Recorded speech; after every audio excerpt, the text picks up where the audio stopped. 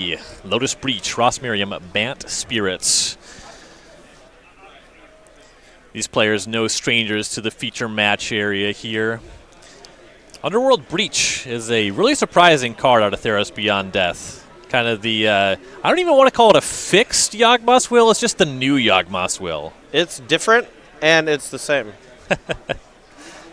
Now, the weird thing with Yawgmoth's Will is that it wasn't really that broken unless you had mana generators like Dark Ritual. You know, in various older formats, we see Black Lotus being something paired with it quite often. Without those, though, the card Yawgmoth's Will is not very good. You know, it's pretty mana intensive. You need a boatload of mana to make it really work. Underworld Breach doesn't really have that problem. Merriam on the play, led on Mausoleum Wanderer, turn 2 Shocks and a Hollowed Fountain for a Rattle Chain. It's going to come across for 3 points.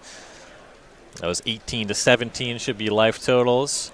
Gaieski on turn 2 is going to attempt a Sylvan Scrying. The Wanderer is going to eat that. And Gaieski actually has Lotus and Thespian Stage. That Sylvan Scrying might have been a little bit of a bait.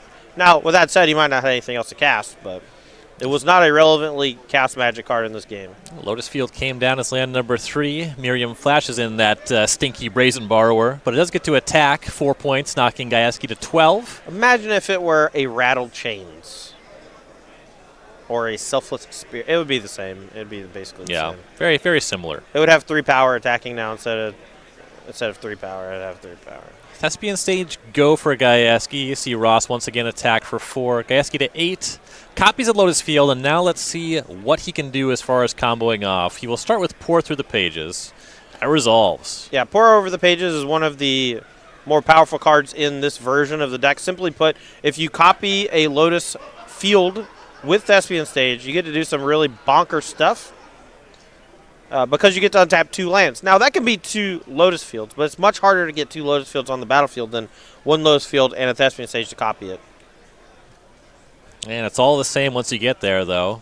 He untaps these 6 mana producing lands, has 1 red floating, as it is a 5 mana spell. We see him go for a second Pour Over the Pages. The first one's good. Why not this one? Yeah. Now, this deck really reminds me. I don't even know if you've played. When did you start playing Magic? Competitively or just Magic? Just Magic. Legions, 2003. Okay. Okay, so you actually played a little bit around the time where Mirrodin was legal in Standard, and then eventually it was like legal in Extended. Did you ever play any PTQs around that time, or was that before you started? Yes, Extended, like, Affinity was a thing. When I first started playing Extended PTQs, it was like the Dredge era. Yeah.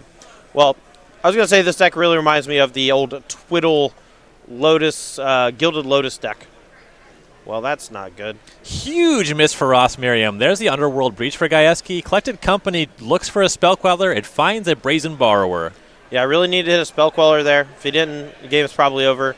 Once Underworld Breach is active and you have some amount of cards in the graveyard, it's really hard to lose. Especially Pour Over the Pages is just such a powerful card. Here, he basically has 2 free roll Pour Over the Pages based on his graveyard just being reasonably stocked already. Pour Over the Pages escapes there. You see each non-land card in your graveyard gains escape, and that's just all of them, no matter when they enter the graveyard. Your spells just go to the graveyard in resolution, and everything in your graveyard just plays the entire turn here. Right. That is the power level of this card. Now, Gaieski has a... okay, this is it.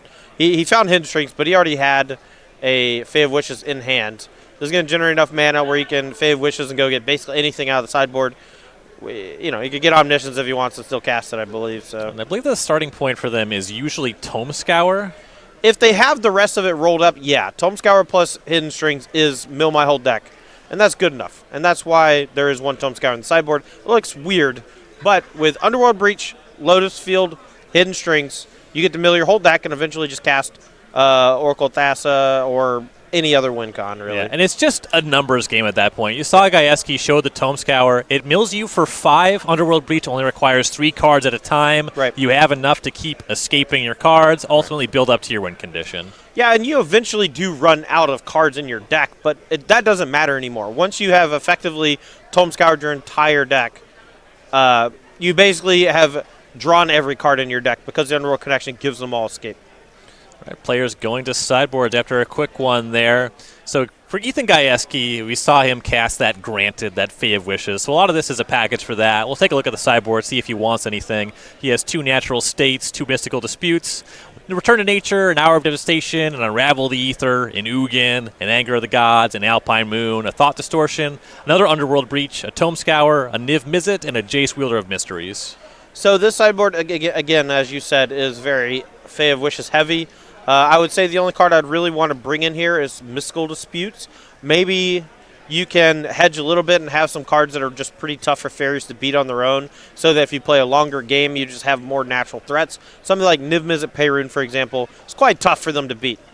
It's also pretty slow. So. All right, we'll see what Ross Merriam can do about it. You saw him have a big miss on that Collected Company against the Underworld Breach, so ideally looking for more answers to that. He has 4 Mystical Dispute, 2 Deputy of Detention, 2 Disdainful Stroke, 2 Rest in Peace, 2 Seal Away, a Settled Wreckage, a Dramoka's Command, and a Damping Sphere. I think Mystical Dispute's the only slam dunk. The deck is majority blue, but being able to counter something like Pour Over the Pages for 1 mana is just phenomenal. It's really hard to stress. Now, with that said, the games can go long enough where the Mystical Dispute actually loses some amount of value, though, because the card Lotus Field generates some absolutely outrageous amount of mana. So Ross is going to need to think about when to use those particularly, but he will be putting them to pretty good use, I believe. Disdainful Stroke maybe comes into. Rest in Peace seems like it's okay. Shuts off the Underworld Breach part, but personally, I have won many games with the Lotus Breach deck without using my graveyard at all, so it's kind of like cutting off half of their win conditions, but that's not even that big of a deal. It's just too obvious, right? Everybody knows about Rest in Peace, Leyline of the Void. Nobody constructs their deck to just fold to these cards. Right, and I mean, if you look at his deck, if you just look at Ethan Gaieski's deck on Cardboard Live, you'll see that the only real card that he uses from the graveyard is going to be Underworld Breach. Everything else is just cycling, mana generation, and he can eventually just win the game anyway. Like, this deck existed before Underworld Breach, and it was just fine, and they had almost all the same tools. Right. The Underworld Breach just gives you that auto-win button for 2 mana, and when you're kind of struggling against discard and counter spells and things like that. But in this particular build, yeah, sure, it's going to be okay, but it's not going to be that big of a deal. Ross Merriam, you see him playing here. You can also catch him Tuesdays and Thursdays on Versus Live over on our Twitch page, twitch.tv/StarCityGames, and StarCityGames.com. We send it over there as well. It's 1 p.m. Eastern Time, battling Corey Baumeister. You saw him. He's currently in first place on our seasonal standings. He's also in first place on Versus Live. Got the marbles? I hope so. I actually didn't. Did Rob, was there a Versus on Thursday, do you know? Okay. You just got to say it, man. Corey won. Yeah. Corey won. That's what I'm hearing. Corey's got the marbles. Look, does that man look like he does not have the marbles? No. I don't know. Ross looks like he's sneaking them. He's grabbing them. Ross is plotting there, trying to get those marbles back. That's what he's thinking about right now. He's like, man, I got to get the marbles from Corey, man. Every time Ross takes a prolonged time shuffling his deck, he's just thinking about how can I get those marbles back.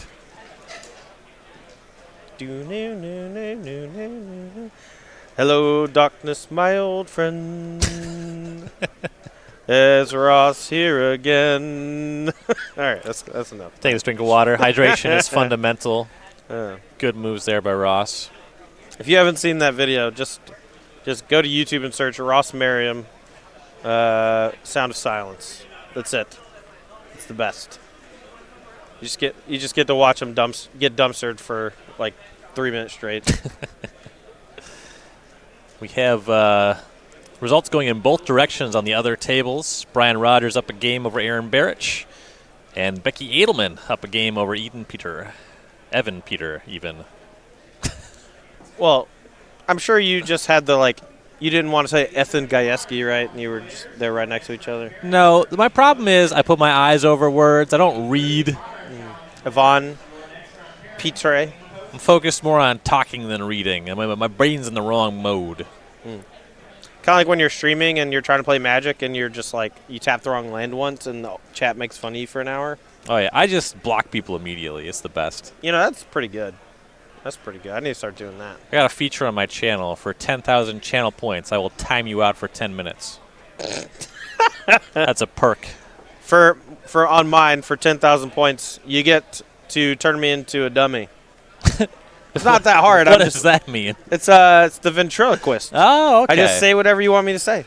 But I have the option of veto, so it can't be that bad. All right. But people have used it to make me say things like the Darth Plagueis. It's not a story the Jedi would tell you. Yeah, exactly. You get it. That's a nice one. It's a nice one.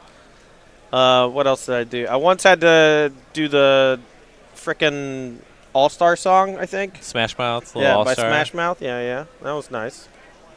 And I sing. If it's a song and they want me to sing the song, I just turn it on and start singing it. Well, yeah, you gotta. Yeah. Well, I don't got it. It's my channel. Do whatever I want. Sorry. You should, is what you meant. One in that position, delivering the best possible product, would be inclined to. All right, well, Ross is on 5, but he's looking for a very particular type of interaction here as well as some amount of pressure. Those first 2 hands were pretty easy toss backs, and his deck doesn't really need a lot of raw resources to win, let alone win in this matchup. And he'll start on Island Mausoleum Wanderer. Just kind of needs a little bit of disruption and a pretty good clock. Right, and the Mausoleum Wanderer is the best start in the deck. Especially this start, this is the dream start. But now after turn 2, he gets to effectively hold up mana for the rest of the game for all of his flash threats if he so chooses, while having the Mausoleum Wanderer for that little bit of protection in the weird spots. Now last game we saw him actually counter a Sylvan Scrying, and he just got bit because of it. What do you think? Do you think he counters it again? I mean, on 5 cards, I think he's much less likely to. But no shot at that. This is just a Fae of Wishes on blocking duty for Gaieski. Well, if he has another Lord here, he can pump it up through attacks. 1 Flash Spirit here is not going to be enough to actually kill the Fae of Wishes either. So Gaieski here is going to be able to prevent quite a bit of damage by just casting this 2-mana 1/4 flyer. You got to remember, these adventure creatures can just be cast for their front side. A Fae of Wishes as a 1/4 flying blocker is actually just fine, and people do not cast it enough in this deck. In particular, you got to be a little adaptable, right? Yep. I don't know if Gaieski does that against a 7-card hand, but it makes a lot of sense against the 5 here. Sure. No, that's a good point. Merriam has the 3rd land. He has Bant Colors online with that Botanical Sanctum, but was only able to connect for 1 with that Fae of Wishes blocking the Wanderer. We'll see what Gaieski can muster on his turn 3. Botanical Sanctum of his own, and just cast Vizier of Tumbling Sands. Yeah, this one can generate a bit of mana. When it's on the table, you get that effect every single turn if you want it. Mystical Dispute for Merriam. Not interested in playing against that 1/3. Back Merriam's way. Very fast block from Gaieski as the spirits come across. Didn't have it last turn. Ain't going to have it this turn, I bet. And Merriam was going to shock to 16 for Breeding Pool. Looks suspiciously like a Collected Company. It's not Collected Company. And Gaieski is going to figure that out pretty quick. There's no way Ross would not shock before attacking because it would probably change the block on the Fae of Wishes. Like, personally, if he had Collected Company, I would have loved to have seen him play that pre-combat, and after the block, even just cast the Collected Company to try to get the Mausoleum Wanderer big enough to kill the Fae of Wishes. You got to get your clock down. He doesn't have Lotus Field active, and that makes it a lot harder for him to actually combo. Yeah, very fair point. Head back over to Gaieski. Do see an Underworld Breach in hand, but not at the ready with a Lotus Field just yet. Like you said, graveyard pretty empty as well. He's got a couple of stinkers in there, too. I believe he's got, like, Arboreal Grazer just hanging out. Maybe no lands to play. We'll see. It's hard to tell when you just get glimpses because a lot of these cards don't really do a whole lot on their own. They really need other stuff to make them good. Here's an attempt at Sylvan Scrying. Wanderer could counter this one. Gaieski just has 1 mana up. The Supreme Phantom puts it to a 2. It's going to resolve. Gaieski finds Lotus Field.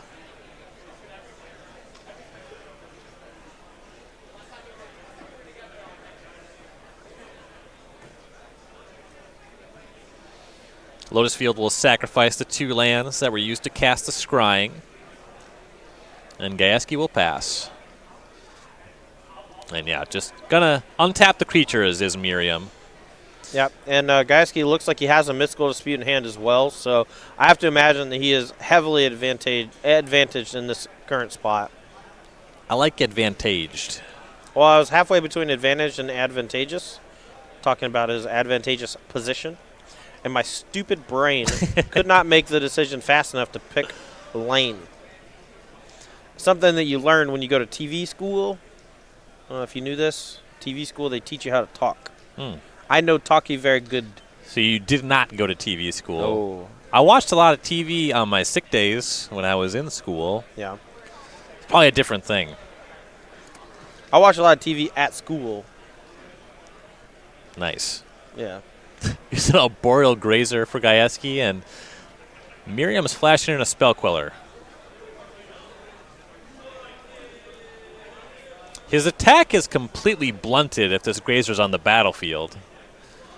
That Queller is going to get tagged by this Mystical Dispute, though. Yeah, and here you're starting to see just how weak stuff like Dispute or even the Mausoleum Wonder is going to be as the game goes along. The ability just doesn't matter as much. Back over to Ross Merriam, drawing up to his second card in hand. Yeah, but doesn't have a way to punch through, so he's just going to pass the turn. Gaieski here in the driver's seat. Ross, no pressure. So he's got a bunch of time. Pour over the pages. Just tapping out for that one is Gaieski. You can wander this if you want, is the messaging here. Right. Disdainful Stroke. Cast by Ross Merriam. I like that tag. It's a good tag. Keeping the Mausoleum Wonder also just so you have some pressure too. Makes sense. Though, this might be a spot, depending on what the other card in Ross's hand is, it might have been time to just give up the Mausoleum Wonder now and save the Stroke for a different 4-mana spell like Fae of Wishes Granted or a second Pour Over the Pages, because now there's a good chance that the Mausoleum Wonder is not going to counter anything for the rest of the game. Another draw and a pass for Merriam. Back over to Gaieski.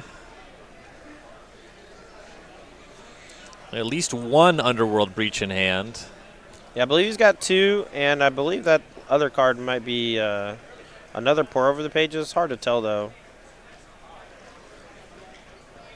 Well, he might be going for here. I don't know if he has the ability to full combo, but he might be able to half combo and gain some value out of this first Underworld Breach.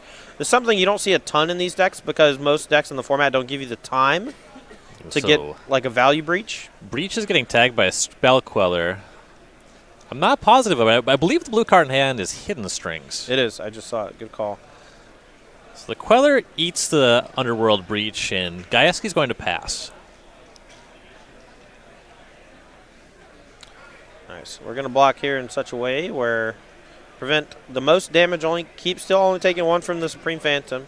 At some point, that block might blow him out if Ross is able to draw Collect the Company, but hasn't done so yet. Finally, Merriam connecting for damage again. The Phantom goes on block. Gaieski to 13. Merriam plays land number 5 in Glacial Fortress, and we head back to Gaieski. I believe our Boreal Grazer picked up. That one not looking too good. But what might look very good is his second attempt at an Underworld Breach. Yeah, and with Hidden Strings in hand, he's able to generate quite a bit of mana thanks to the Lotus Field and the Underworld Breach is letting him cast it over and over again. And that'll allow him to eventually maybe return the Fae of Wishes to Granted for Tome Scour, and that would be lethal. Or it just gives him the ability to Pour Over the Pages here for -1 mana. And there is Hidden Strings. Back to all the lands on tap. No mana in pool. Get to untap 2 permanents with that one.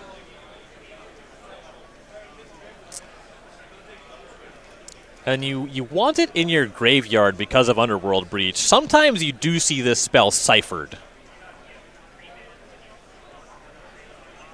I think Gaieski maybe made a mistake here by playing the Breach. You think he doesn't have enough? I don't know. He's burning a lot of cards in his graveyard to generate some extra mana, but he doesn't have the cards in hand to discard the Fae of Wishes. You can't do that with only 1 card in hand, right? Your Fae of Wishes takes 2 cards to discard. So I thought it's additional cost. So it looks like he's going to make some mana with the first, and then he's going to Pour Over the Pages with the second. And that's going to give him a fresh look at 3 and discard 1. And that'll give enough mana to return the Fae of Wishes and cast Granted. I don't know if that gives him enough juice to actually go off, though. Wow, he found Vizier? Holy crap. So he taps Lotus Field. That's it. That's enough. Cycles he just has Vizier. enough. Draw a card, untap the field, and he picks drew up the Fae of Okay, Wishes. right. That makes it easy. It makes a little bit of sense with Gaieski in kind of a low-resource position there to just shove and hope for the best. Yeah. What's the worst can happen? Right. Draw 3 cards and discard 1? Yeah, that's That's fine. The worst case scenario. Update from our standard table. Becky Adlman, quick 2-0 win. Good news for Merriam because he is in trouble. All right, so now we are going to have Ethan Gaieski with 4 mana resolving. He doesn't have enough. Okay, I thought he had it rolled up, but I guess the Mausoleum Wanderer kind of throws him off slightly. So he can't just go get Tome Scour. Because if you cast Tome Scour first, mills 5, then cast Hidden Strings. Oh, he exiled the Hidden Strings with a Pour Over the Pages. Okay.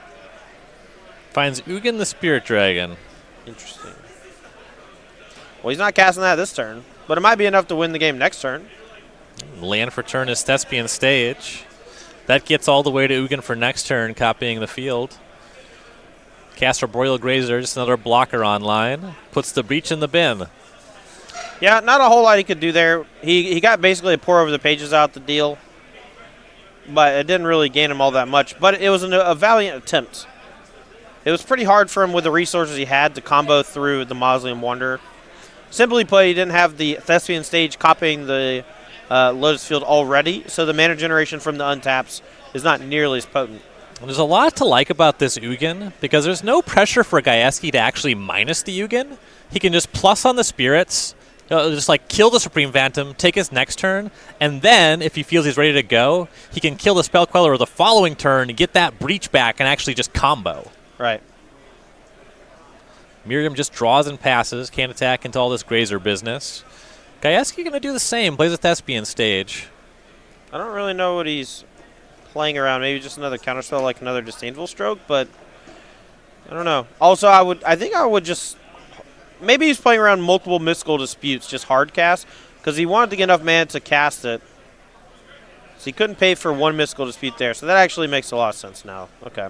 So that Thespian Stage and the first one both copying the field. He has 4 mana left over, casting this Ugin. And we'll see where it goes. Well, if he minuses 3, gets the Spell Queller, he actually gets the Underworld Breach now. And that maybe lets him combo this turn. But maybe not. Yeah, he only has 4 mana left over. Yeah, so the Breach comes back. See what he wants to do with that. Well, he doesn't have enough mana to do much, so he looks like he's just going to hard cast Vizier of Remedies. Tumbling Sands. Oh, excuse me. The other Vizier that sees some amount of constructed play.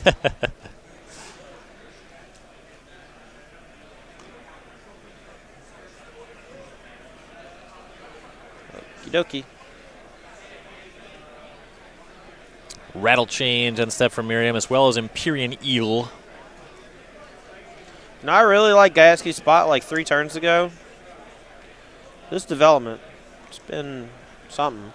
I mean, he's still not in trouble, but he just has nothing except the Ugin. So if Frost figures out a way to get the Ugin dead, might actually have a real game here. I say real game, it's like turn 9. It just feels like Ross has been losing the whole time because he's been so low on overall resources, you know?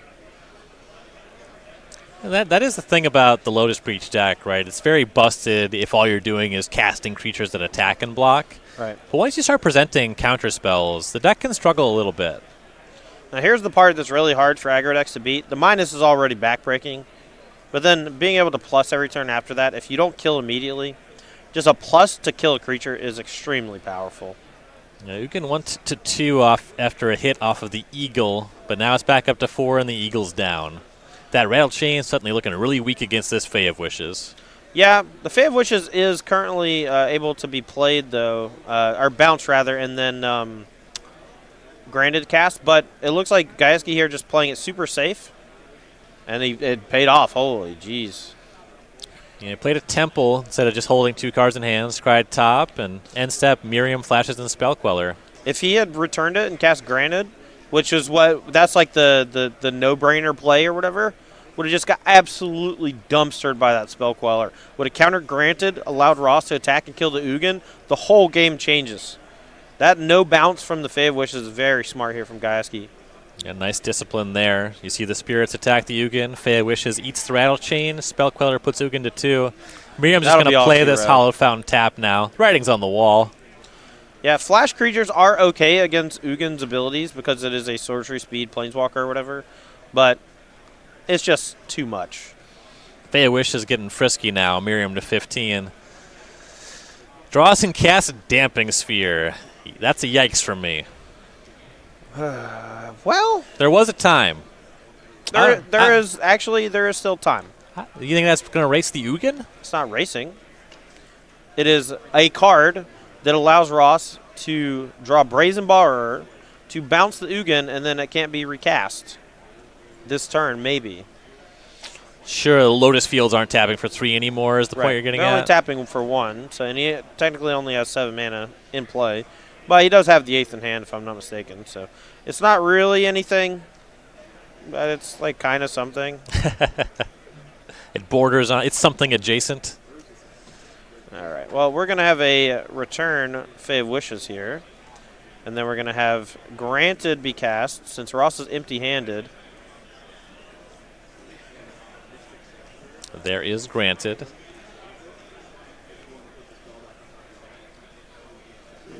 Little conversation there. So Gaieski activated Fae of Wishes and then overtapped for Granted because of Damping Sphere, but it wasn't Dispel, so this actually just still costs 4. He won't be able to cast anything he wishes for, unless, of course, it costs 0, but that's not happening. Mm-hmm. I love the fair nature on Fae of Wishes, like the ability to continually bounce it, cast a wish, play it, return it, get a wish, play it over and over again. That part to me is really cool. The big toolbox sideboards, not as much, but still pretty cool, I guess.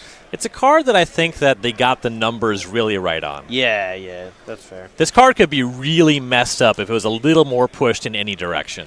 I feel like if this card was printed, if Fae of Wishes was printed in 2005, it would cost you half your life to cast Granted. In fact, they made a card in sometime around that time period called Death Wish. Did cost half your life, yeah. I believe it only cost 3, though. But the other wishes were probably a little better than Fae of Wishes, though. Cunning Wish was, pretty powerful. That's because it was instant. Yeah. It was very good. Well, there's Death Wish. Oh, yeah. Granted found an answer to Damping Sphere. Damping Sphere is taken down. Back on Gaieski's turn. Fae of Wishes shows up once again, and here's another Granted. Merriam will Disdainful Stroke that, but he's facing down an Ugin on 8, and his life total is also that same number. Well, either he drew a land and was about to play it, or is a balk and he has Collect Company. Either way, pretty sure he's dead. Yeah, drew and passed. Ugin is going to put Merriam to 5. Arboreal Grazer and a pass for Gaieski. A draw and a concession from Merriam. That'll do. Now, even though Becky Adlman did take her match 2-0, we have Gaieski on the left taking his 2-0, so we will get a final match here between Brian Rogers and Aaron Barich, the Helad Company deck that started to crop up recently with all the Infinite Life stuff, and the Golgari Yawgmoth deck that Barich has really showcased over the last month and change. They are underway here. Rogers won the first game. We see Barich set up with a Geralt's Messenger. Not much else. A couple mana creatures, Birds of Paradise and a Dryad Arbor. Facing down an active Devoted Druid, it would seem, and a Rager Captain. Not sure what that got. Rogers at 12, Barich at 18. A Young Wolf for Barich. That one not adding a lot of substance at this juncture. It looks like Messenger actually just connected, so Rogers at 9. Blood Artist joins the party as well. Tapped Blooming Marsh and a pass for Barich. End step, Rogers cracks Horizon Canopy. And we'll see if he can assemble a combo with this Devoted Druid. Yeah, this is the real scary turn if you're Barich. The Devoted Druid untapping. If he has Vizier, he has infinite mana. And then, well, then he has the World's Fair. Well, so it looks like he had a crack at it last turn, but he has 2 looks with that Canopy. Sure. So the hope is that it's all just junk in the hand. But it's a pretty stocked grip for Rogers. Looks like 6 cards. I'm not a huge fan of junk in the hand. I like to keep mine in the trunk. You had to say that. I had to. There was no way to not say that. Impossible. It was impossible.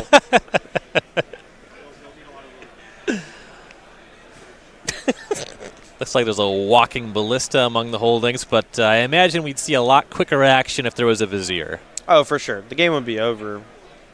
I think he's just considering whether or not he should play a 2-2 Ballista, which he's going to do.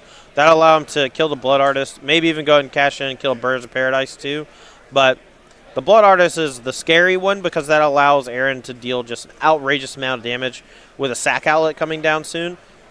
Also, just life totals where they at just makes attacking really good. That's true too. Yep. Ballista on 2 is the play. It's going to take care of that Blood Artist, like you said. Woof. Blood Artist does check itself, so Rogers at 8 to Barich's 20. Rogers has a Trixie Veil Summer he can use with untapping Devoted Druid. Might be kind of cool. Curious how that'll play out. Yeah, we'll see. This board state makes it seem like that might be a pretty small effect. Oh, yeah, probably. See Barich at untap and attack with Geralt's Messenger. Look, I'm not saying I would have brought it in. I'm just saying it's kind of cool with the Devoted Druid. It's very hidden. That is sneaky. I will say that anytime I face a Devoted Druid, I kill it right away. So seeing an active Druid and it not winning the game is discouraging for my money. Same, because when I don't kill it, I always die. Right, exactly. Looks like the Messenger does connect Rogers to 5, and here is Wall of Roots on the topic of discouraging. That one's not adding much to Barich's side of the battlefield. See if Rogers can assemble a combo on this turn. Looks like he's got a bunch of half combos, has like a Kitchen Finks hanging out. A bunch of lands, though. I think that's mostly the problem. Veil Summer, Kitchen Finks, lands in hand, looks like. Another Devoted Druid.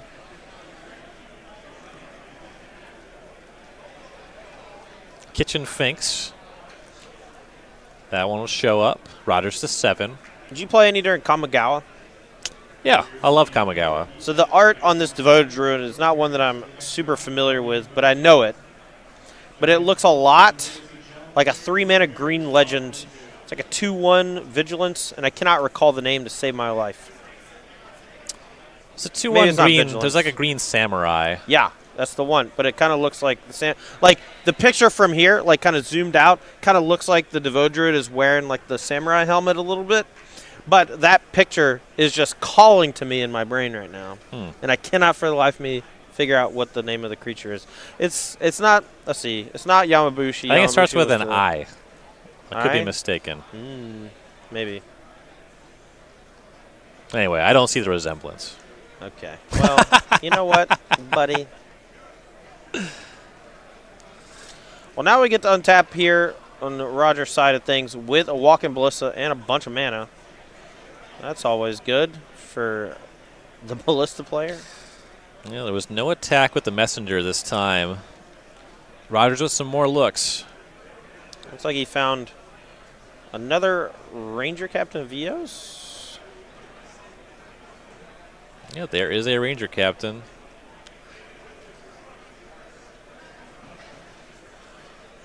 See what you got to go get. Viscerous here with the Kitchen Finks makes some amount of sense, but it's not quite an infinite combo just yet. Again, a lot of half combos here. Devoted Druid, no Vizier with the Ballista. We got Kitchen Finks, Viscerous here. No way to put the counter back on it. Yeah, the nice thing about the Seer is it helps you find the rest of the combo. That's true, but you have to like I don't know. You have to like sacrifice a lot of stuff. Yes! Yeah. Yes, that's There the it is. one! I knew it was an I. See? Maybe not so much. I still don't see the resemblance, but I knew the card you were talking about because you described it as a 3-mana green legend from Kamikawa. That's a 2-1. Something like Vigilance or whatever. Yeah, exactly. And then just a nonsense ability like some other creature gets regenerated or Some whatever. card that can play in a Samurai deck but never realistically would. I mean, Yeah. that was actually the theme of Samurai, is might none be of a them were snake good. Samurai. Might be a snake samurai. You don't know. Could be. That snake could have a sword. You don't know. Viscera Seer shows up to the party. I see Barich commit another Geralf's Messenger. Now, Roger's life total is in a bit of jeopardy, and if Barich is able to draw something like Yawgmoth, can maybe close the gap super fast. However, in the current state of things, Roger's at a what I would call healthy 6. It's not a precarious 6, it's a healthy 6. Yeah. Still has at least 6 life to work with. All right, well, looks like we're going Sack and a quick scry to the top. Oh, no. That's got to be a combo. Yeah. What else could it possibly be? Maybe some kind of tutory thing, something that likely finds a combo or automatically finds a combo. Yeah, and with the it might be just be Collect Company, but it's Finale Devastation, rather. Yeah, and he does sack the Ranger Captain of Eos first, so Barich cannot respond with a non-creature spell. And I don't think that she has any flash creatures in hand. That's going to do it.